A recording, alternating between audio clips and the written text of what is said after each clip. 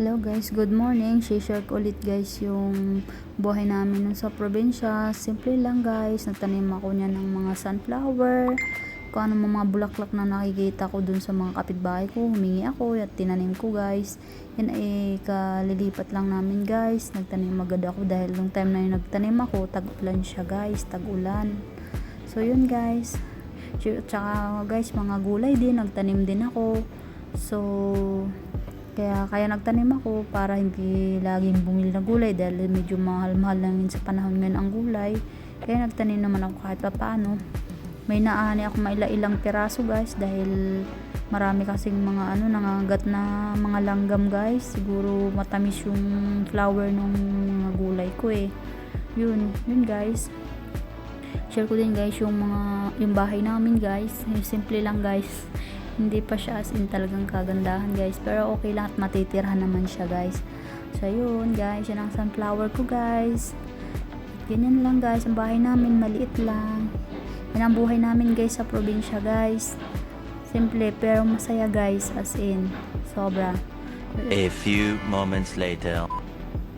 So yun guys, ang aking asawa naman guys, nung malalaki ng aming sunflower guys, ayan.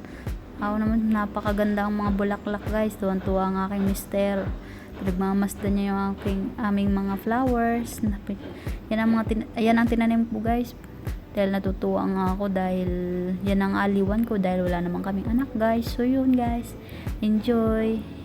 Dahil nasa part kami ng medyo mataas na karoon ng bahay. So yun guys, happy naman kami kasama ng asawa ko.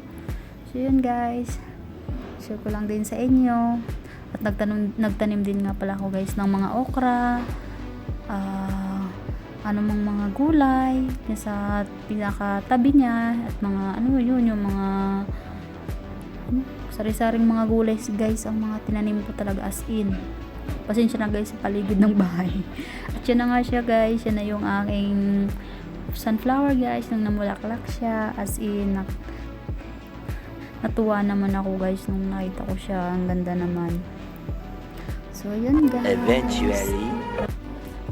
At share ko din ko pala guys yung aming mga alagang kambing. May mga alaga din kaming kambing guys yan. Makukulit guys. Laging napunta kami dyan guys sa lupain ng aking ama. Yun lang guys. Share ko lang din sa inyo. Thank you for watching.